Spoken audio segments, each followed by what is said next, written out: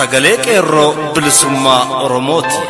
Sagaleen Qeerroo Bilisummaa Oromoo torbaanitti guyyaa 3 facaasaa yookaan kibxata kamisaa fi jimaata akka lakkoofsa sa'a Oromootti galgala keessaa sa'a 7:00 hanga 8tti meetir baandii 16 yookaan kiiloo heerzii 17,840 irratti qilleensa irraan isiniif darbuudha. Kun Sagalee Qeerroo Bilisummaa Oromooti.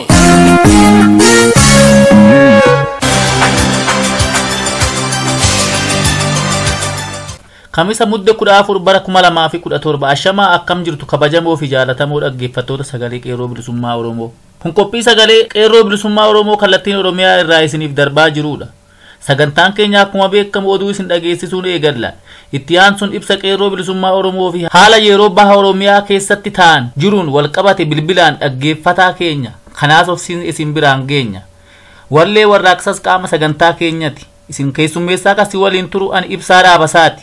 Hanga xumura sagantaa keenyatti nu waliin turaa jechaa amma kallattiin gara oduuttas hin dabarsa.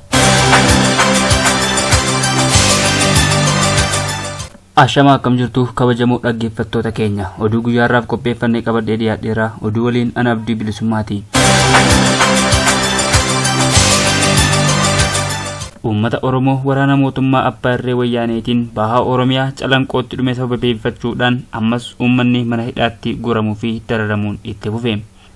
Sirna awwaala uummata calanqootti dhume futuu deemanii namoonni 350 ta'an waraana mootummaa Wayyaaneetiin ukkaanfamanii naannoo Somaalee bakka Shinillee jedhamutti hidhamanii jiraachuun ibsame. Namoonni kun dararaa hamaaf saaxilamaa kan jiran yommuu ta'u mootummaan faashistii Wayyaanee gaddarratti gadda dabaluudhaan uummata Oromoo iraarsaa jira. Dhaabbilee barnoota olaanoo keessatti rakkoo tibba kana uumameen barattoonni akkan rakkachaa akka jiran dhaga'ame. Yeroo darbe keessa rakkoo yuunivarsiitii Adda Giraatitti uumame sababeeffachuudhaan barattoonni dhaabbilee olaanoo hedduun mormii dhageessisaa akka turanii fi taasisaa akka jiran beekamaadha. Kanumarraa ka'uudhaan yuunivarsiitii Gondor, yuunivarsiitii Amboo, yuunivarsiitii Haromayaa, yuunivarsiitii Adaamaa, Bahar Dar, Dabra Taaborii fi kanneen kana fakkaatan keessatti mormiin jabaan geggeeffamaa jira. Kanumarraa ka'uudhaan yuunivarsiitii Dabra Taaboritti waraanni mootummaa Wayyaanee mooraatti seenuudhaan barattoota hiraarsaa fi mana hidhaatti guuraa turuun dhaga'ameera. Akkasuma yuunivarsiitii Aksum keessatti rakkoon barattoota irra ga'aa jiraachuun dhaga'ame. Yuunivarsiitii Aksum keessatti barataan Amaaraa tokko ajjeefamuu isaarraa ka'uudhaan sodaa qaban kan ibsatan barattoonni kun ammas reeffa namaa dhoksaan baasaa jiru jechuudhaan nuuf gabaasaniiru. Akkasuma rakkoo nageenyaa kana sababa godhachuudhaan barattoonni achi buuteen isaanii dhabame hedduu ta'uunis ibsameera.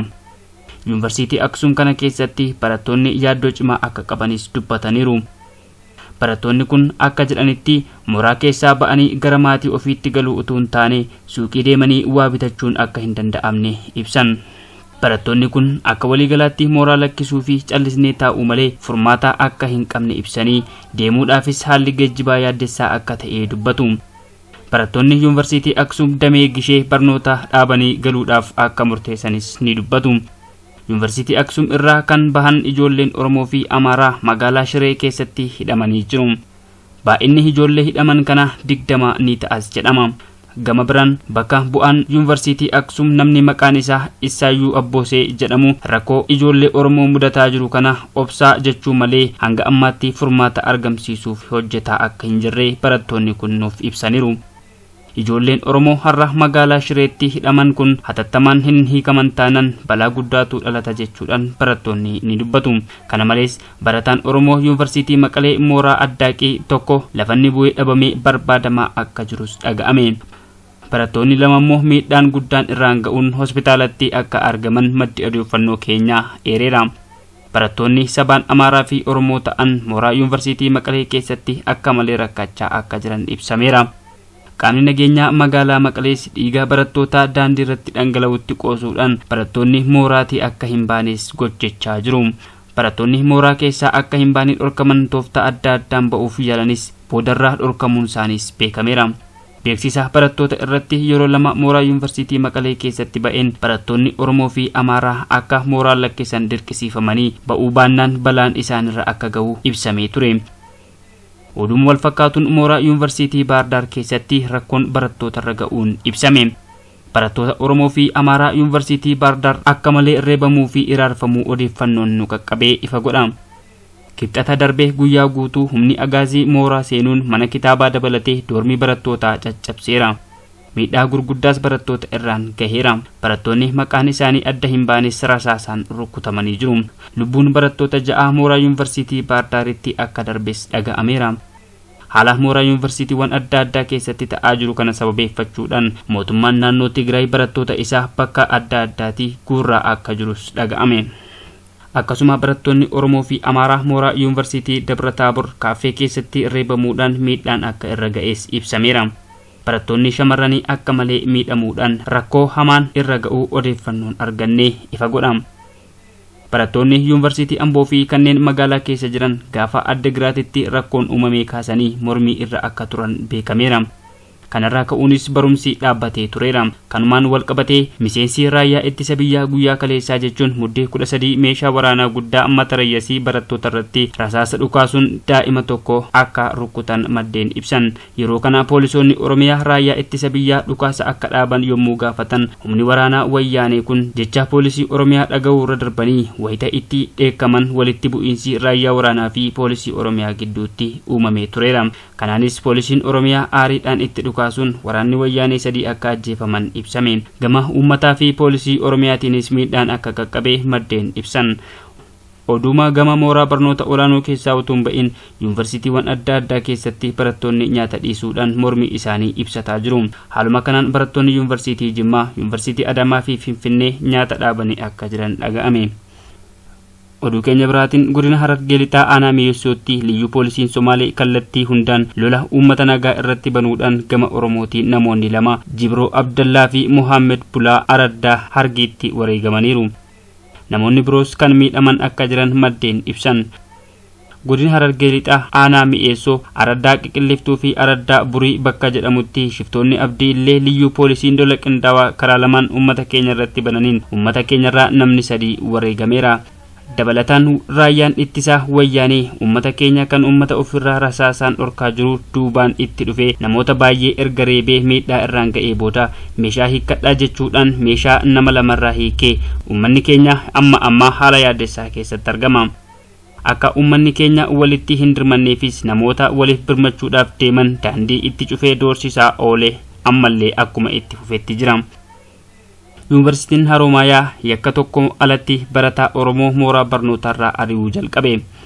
Barattoota Oromoo mooraa barnootaa olaanoo irraa ari'uun manneetiin barnootaa fuulleffannoo irratti dalagaa turaniiru. Barattoota Oromoo mooraa barnootarraa ari'uun kan amaleeffate Yuunivarsiitiin Haroomayaa guyyaa kaleessaa jechuun muddee 13 barataa Oromoo kan maqaan isaa Izaanaa Yohaannis jedhamu waggaa tokkoof mana barumsaarraa ari'uu beeksise. Akka maddeen nuuf eeranitti barataa Izaanaa Yohaannis qorataa saayinsii fayyaa damee environmental health kan ta'e koreen disipiliinii utuu yakki isaa hin qulqullaa'in adaba jallataan mooraa barnootarraa koree manaajimentiin ragaa tokko malee ijoollee kakaaste sababa jedhuun waggaa tokkoof adabe. Barataa kanarratti barattoota kakaasusaaf ragaa qabatamaa kan hin qabne sababa orommaasaa qofaaf yakkamee ari'atameera. Barataan kun guyyaa kaleessaa irraa kaasee mooraa keessaa baafamee jira. Dhumarratti mootummaan wayyaanee barreessitoota, weellistootaa fi barattoota Oromoo dararuu itti fufteetti. Yeroo dheeraadhaaf mana dararaa Maayikilaawii keessatti barataa fi barreessaan amantii Lookoo Guutamaa erga dararaa turteen booda guyyaa kaleessaa himataa irratti banuun dhaga'ame. Amantiin kitaabota 2 onnee dhugaan madeessee fi imimmaan uummataa kan jedhaman barreessuusaa qofaaf yakkamee yakki hamaan irratti raawwatamaa kan ture guyyaa kaleessaa jechuun muddee 13 namoota biroo 2 waliin himanni irratti banameera.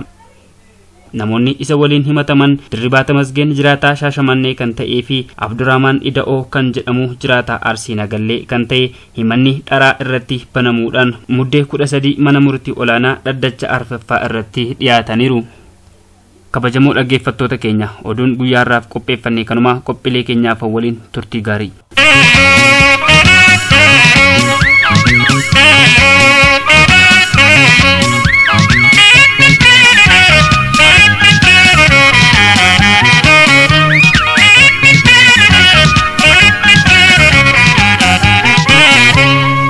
Kan kan dhaggeeffataa jirtan qophii sagalee qeerroo bilisummaa Oromoo meetir baandii 16 yookiin kiiloo heerzii 1740 irratti kallattiin isiniif darbaa jirudha.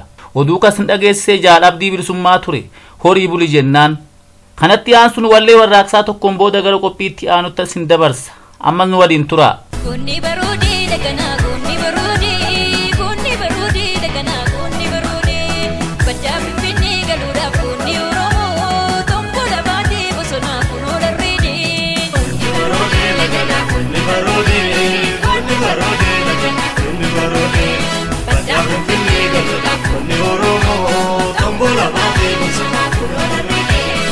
Kunni baroodee daganaa kunni baroodee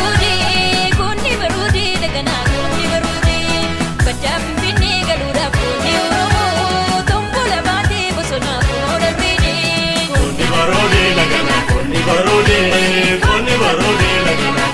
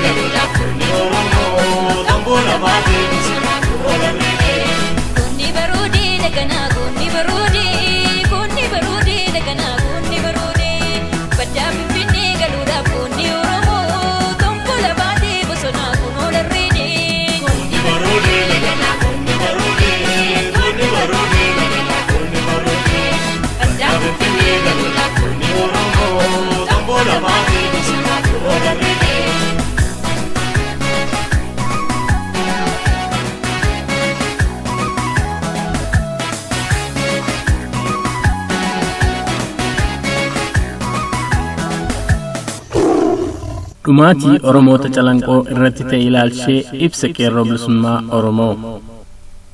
Seenaan suukkanneessaa aanolee fi calanqoo kaleessaa Minilikii fi goobanaan Oromoo irratti geggeeffame har'as TPLF fi suphitoota TPLF'n geggeeffamaa jira. Maatii ilmaan Oromoo marraa lammaffaaf calanqootti dhumanii akkasumas uummata Oromoo gadda kanaan qalbiin cabeef jajjabina hawwina. Yakka suukkanneessaa calanqoo irratti ta'e guutuu uummata Oromoo fi qeerroo bilisummaa Oromoo kan gaddisiisee fi laalaa seenaa suukkanneessaa baroota 1980 keessa aanolee fi calanqoo keessatti nugustichi Yeroosii Minilikii fi goobanaan Oromoota irratti taasisan kan nu yaadachiisudha. Bara 1880 keessa mootiin Amaaraa Yeroosii Minilik goobanaa qabatee uummata Oromoo irratti yakkoota inni dalagee maatii barasan Oromoota kuma dhibbootaan lakkaawaman ajjeesuu hidhuu fi garba godhee biyya fagoo fi biyya keessatti gurguraa turuun kiyyoo garbummaa hanga har'aatti keessa seenne miidhama hiriyyaa hin qabne saba Oromoo irratti fidee jira. Har'as haala bulchiinsa habashoota dhufaa darbaan Oromoo irratti ta'aa tureen wal fakkeessuun wayyaanee TPLF jaarmiyaa Oppiidoo qabatee seenaa calanqoo marsaa lammaffaa deebisuun ilmaan Oromoo duuchatti ajjeesuun gochaa sanyii duguuggii raawwachaa jira. Bara darbe irreecha harsadee irratti Oromoonni 700 ol yeroo guyyaa tokkotti badii tokkoon malee mootummaan TPLF fixan uummata Oromoo biyya keessaa fi biyya alaa jiran mara gaddisiisaa turuun ni yaadatama. Bara kanas bara 2017 dhumaatiin Oromiyaa keessatti ta'aa ture beelli gadadoo hidhaan saamamuun qabeenya Oromiyaa lamuu akka uummata Oromoo fi Oromiyaa irratti hin deebineef hooggana bulchiinsa mootummaa naannoo Oromiyaa jijjiirre jechuun hooggantoonni Oppiidoo waadaa irratti waadaa seenaa turan. Haalli kun ta'uu hanqatee roorroon uummata Oromoo irratti daranuu hammaachaa deemaa jira.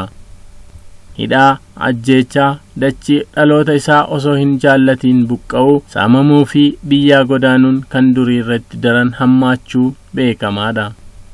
Uummanni keenya obsaan guyyaa irraa guyyaa keessanii jijjiirama jedhee osoo eeguu foddaa miidiyaa irratti aannantu samii irraa gad isinii rooba jedhanii abdii sobaan guutamee haga buubulaa akka inni mootummaa EPRDF yookiin wayyaanee irraa jijjiirama abdii sobaa eeguu gochuuf dabballoonni isaanii OPDO'n akka uummata dogoggorsaa jiran beekamaadha.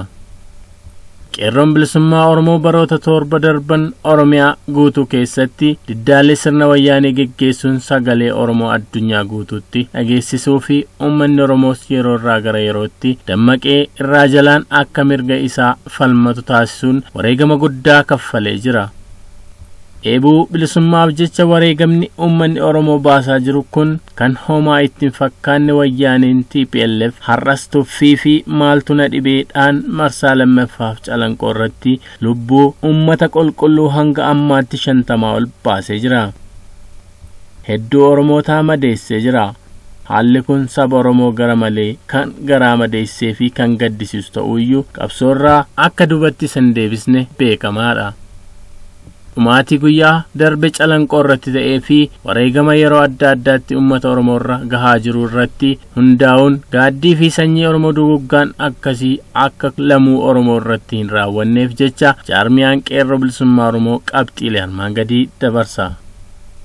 Tokko walumaa gala Qeerroon Bilisummaa Oromoo qabsootti jiru daran jabeessuun guyyaa har'aa irraa kaasee fincila xumura garbummaa Oromiyaa mara keessatti caalaatti itti fufuu fi caasaan Qeerroo sabboontota Oromoo hojjettoota mootummaa waraanaa fi poolisa wayyaanee keessa jiran amma irraa kaasee gara fincila ummataatti sochoosuun garbummaatti xumura gochuuf qophii jiru irra daran dachaa dabaluu keenya uummata Oromoo beeksifna. 2 Hooggantoonni OPDO erga uummata Oromoof waadaa afaanii seenuu eegaltanii bubbulee jira. Hangamma jijjiirraa mul'ataa lafa irratti tokko illee mul'atee hin jiru. Qabeenyi Oromiyaa kan lafa irraa fi lafa jalaa investeroota alagaan saamamaa jira. Oromoonni mirga falmatan mana hidhaa keessatti dararamaa jiru. Uummanni keenya duula Somaalee fi poolisii federaalaan qe'ee isaa irraa buqqee mankaraaraa jira. Beelli gadadoon saba Oromoo irraa hin hafne. Kanaaf jijjiirraan isin afaaniin uummataaf waadaa seentan bulee osoo hin ooliin akka hojiin uummata Oromootti mul'iftan akka ta'u gad jabeessinee isin beeksifna. 3 Uummanni Oromoo biyya alaa fi keessa jirtan sochii Qeerroo Bilisummaa Oromoo itti jiru daran jabeessaa waan jiramuuf deeggarsii fi tinnisni isin gochuu qabdan daran jabaatee itti fufuu qaba.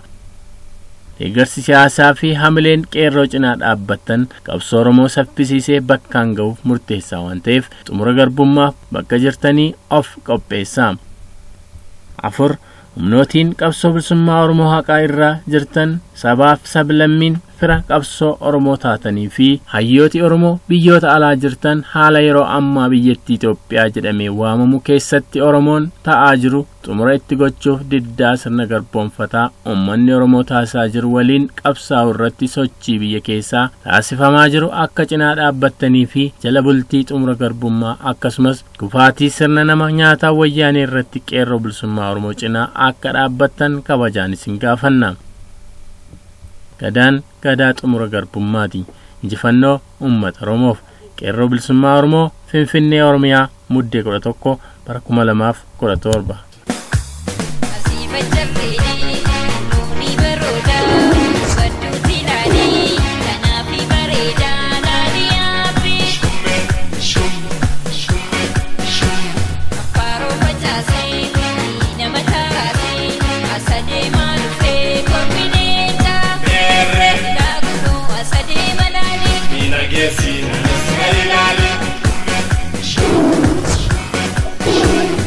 Kanatti aansuudhaan dhaggeeffattoota keenya gara namoota tokko bakkoota garaa garaatitti bilbiluudhaan haasofsiisneettan isin dabarsa.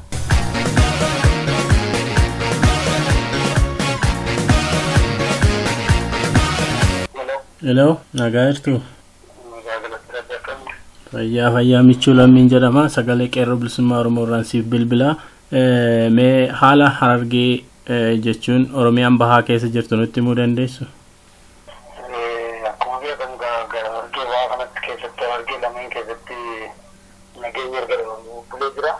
Ayyee.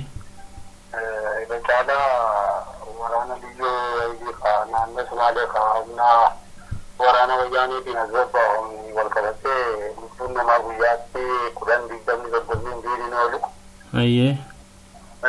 Haaluma kanaan tibbafna karaa gaabbilees darbeema kana keessaa nama lama akka ajjeesanii karaa daangaa gaabbilees sadii gidduudhaanis guyyaa deengaddaa nama sadii ragaa gaandaame keessaa tokko wareegamee jira uummata keenyarraa. Inni qaama poolisii Oromiyaa moo uummata nagaa siviiliidha? Uummata nagaadha. Uummata horii sada dagatu, uummata lafa isaarra jiraatu, uummata horii isaa horsiisatu kan du'aa jiru.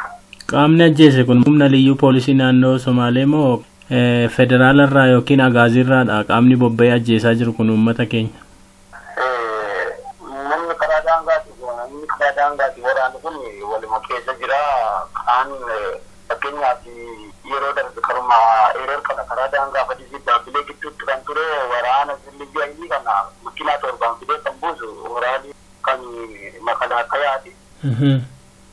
Makiinaa kanaan fidanii buusu uummanni lafa daaratti qabu. Deeggarsa alachuu isaaniitti nama makalaakayaati. Ijoolleen kun wal tumsaniiti kaan isaan makiinaa isaaniitiin fiduu uffata liyyuu uffatee makalaakaan keessa jira. Uummanni keenya ofirraa qolatu immoo makalaakaan dhufee uummataan maaliif itti dhukaasu uummatatti yeroo dhukaasu ni argama. Walumaa gala liyyuu makalaakaa jechuu ni danda'a. Hayyee gama calanqootiin dheengaddaa lubbuu uummata keenya saba qulqulleeyyii kana hedduun akka darbe quba qabna. Atis quba qabda jedhee yaada. Meesa sanarra waan beektu qabdaa ka'umsa dubbisaa gaagama ga'eefaa waan beektu waan nu ibsitu qabda.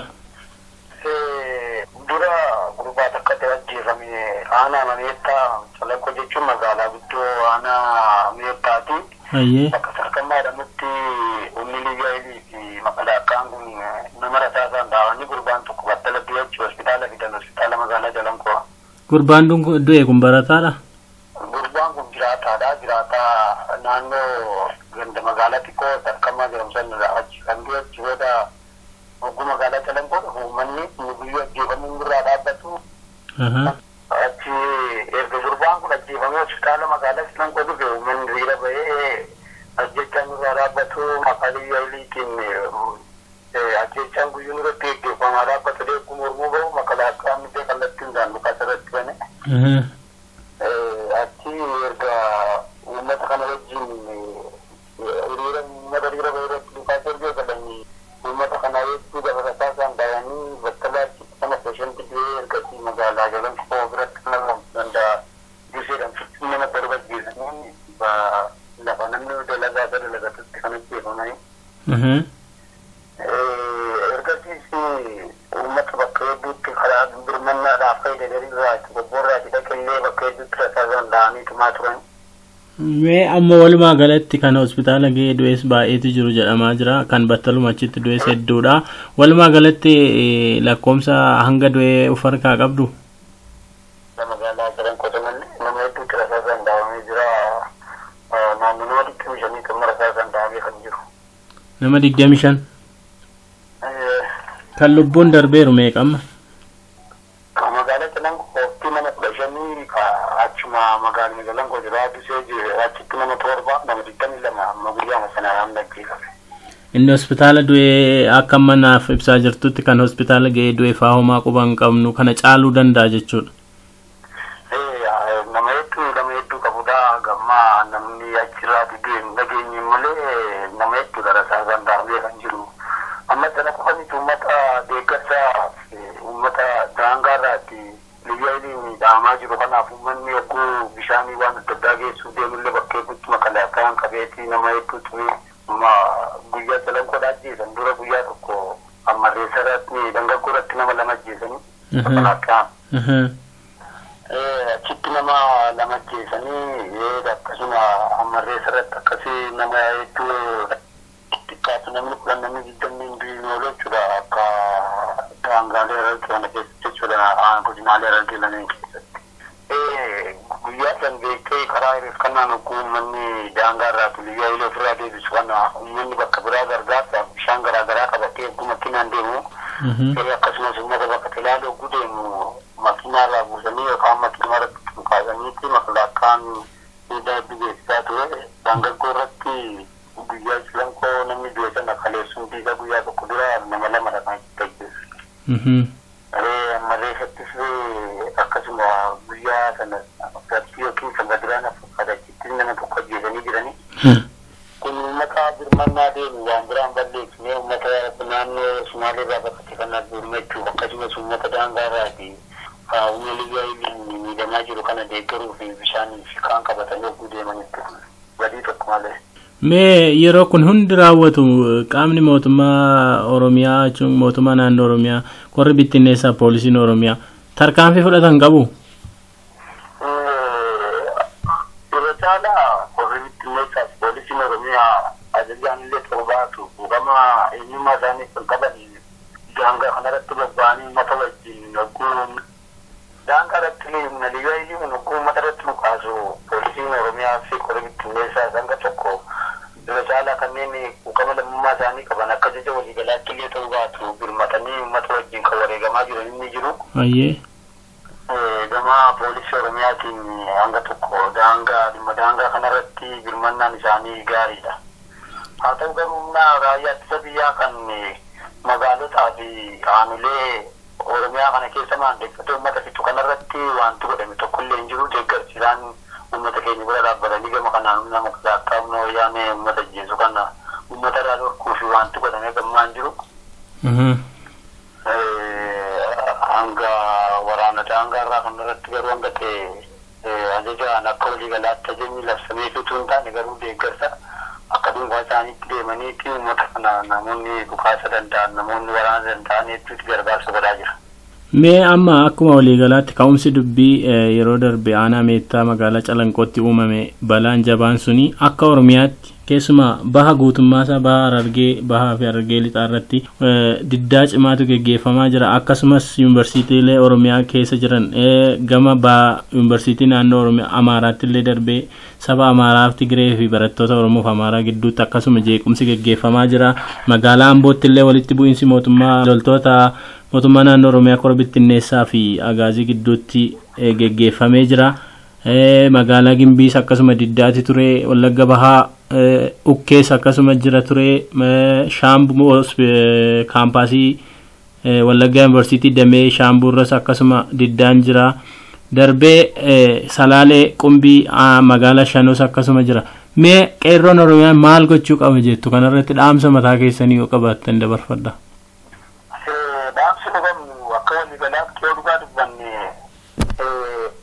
Finciluu diinnusi duuti duumadha.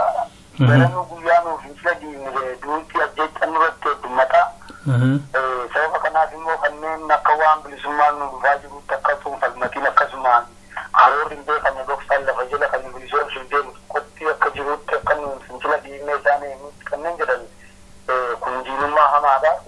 Sababa kanaaf diinnus finciluu diinnus fincilus ajjeechaan keenya waan hin oolle.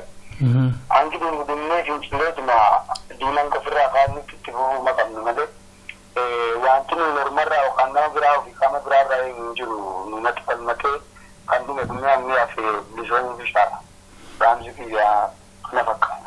Hayyee dhaggeeffataa keenya Oromiyaa baha Harargeerraa yaadannoo laafteef ulfaadhu galanni kee bilisummaa ta'u jenna.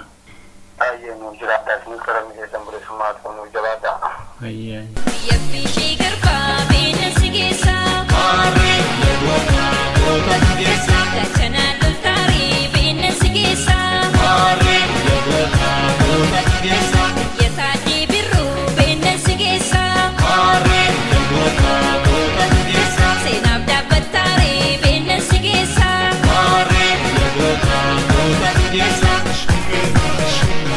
Egaan dhaggeeffattoota keenya sagantaan guyyaa har'aaf qopheeffanne kana fakkaata waan nu dhaggeeffattaniif galanni keessan bilisummaa haa ta'u jechaa qophii keenya guyyaa biroon hanga wal agarrutti nagaan nuuf turaa injifannoon uummata Oromootiif gadaan gadaa bilisummaati.